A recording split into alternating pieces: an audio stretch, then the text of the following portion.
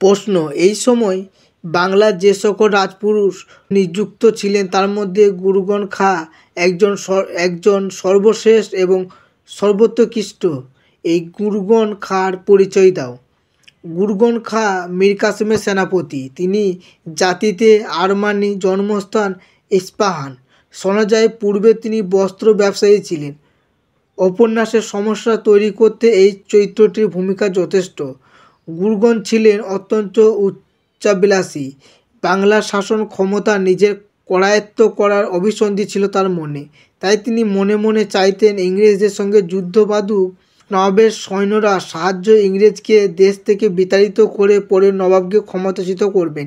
সেই উদ্দেশ্যেই তিনি ভগিনী দোলনীকে নবাবের অন্তঃপুরে প্রবেশ করিয়েছে। কিন্তু দোলনী মীর কাসেমের বেগম হয়ে তাকে ভালোবেসে গুরুগণের স্বার্থের বিরোধী হয়ে ওঠে। গুরুগণ যে দোলনীর ভ্রাতা তা গোপন রাখা হয়েছিল সেই গুরুগণের সুবিধার্থে।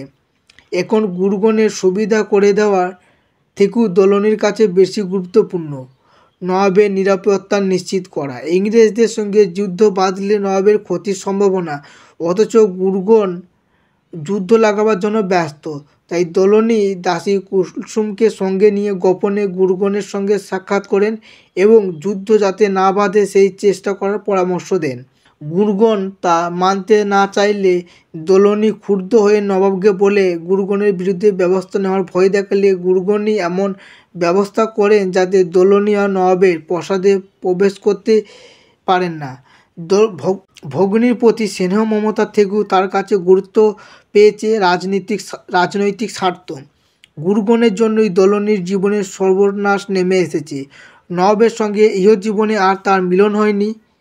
তাই উপন্যাসের সমস্যা মূলে গুরুগণ চরিত্রের যথেষ্ট গুরুত্ব রয়েছে।